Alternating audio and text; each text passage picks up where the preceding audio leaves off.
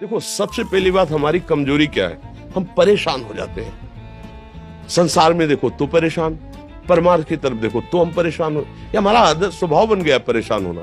थोड़ा सा धैर्यवान बनो, गंभीर बनो। कोई इस भारी से भारी विपत्ति में परेशानी स्वीकार करके विपत्ति से थोड़ी निकला जाता। सुलझो, ठीक है, विपत्ति आई, समस्या आई, इसका समाधान होगा। ऐसा थोड़ी कि हमें नष्ट कर देगी। अगर अभी हमारी बड़ी हानि हो जाती है, हम कल इससे बड़ा लाभ प्राप्त कर सकते हैं। हमको एकदम बिल्कुल गंभीर रहना है, इतने कमजोर नहीं बन जाना।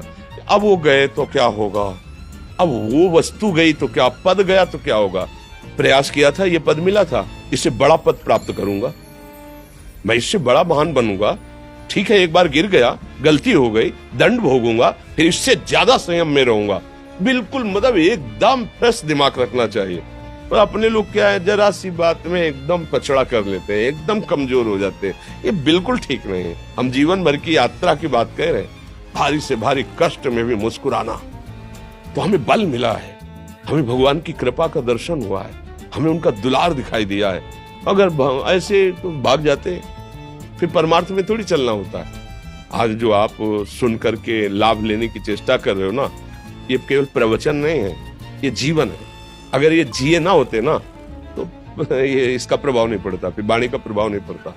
हम इसीलिए कहते हैं, जैसे आप लोग एकदम परेशान हो जाते हैं तो बोलो, क्या हमसे ज्यादा परेशानी होगी? दोनों किडनी खराब, दवाई लाने के लिए पैसे नहीं, पानी रखा है हम उठ के पी नहीं सकते, भीषण शरीर में कष्ट, भीषण बुखार, क्योंकि किडनी फेल, जरा में बुखार, खाने को क्या, रोटी मांग के लाओ। अगर वहां सब्जी मिलती है तो लाल मिर्च ऐसी पड़ के मिलती थी कि वो पा नहीं सकते थे। आप सोचो, पानी लाना है तो मुझे लाना है, पीना है तो मुझे पीना है। अगर मैं हारता तो कहां पहुंच जाता, क्या स्थिति होती? नहीं, मरना है। पर कदम पीछे, कोई दिन ऐसा नहीं जिस दिन सेवा ना की हो, जिस दिन सेवा ना गए हो। गुरु जी की सेवा में जाना है, पहले अपने को स्वस्थ साबित करना है, नहीं वो सेवा नहीं लेंगे। तुम बीमार हो, तुम कष्ट में, वैसे उनकी दृष्टि बड़ी शांत है, उनकी सेवा की, आके लेट गए।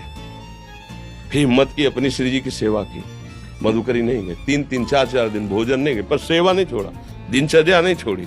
और उसका प्रधान कारण संयम, ब्रह्मचर्य, भगवत आश्रय, नाम जप, कभी हारने नहीं दिया। अभी भी थोड़ी देर बाद डायलिसिस शुरू हुआ, हारने, आपको हारे हुए नजर आ रहे हैं। शरीर में पीड़ा है, किडनी फेल है, ऐसा थोड़ा हम स्वस्थ बैठे हैं, पीड़ा है, बार बार प्यास लगती है, थोड़ा थोड़ा पानी मिलता है हर, लेकिन हम आनंदित हैं, हम प्रसन्न हैं।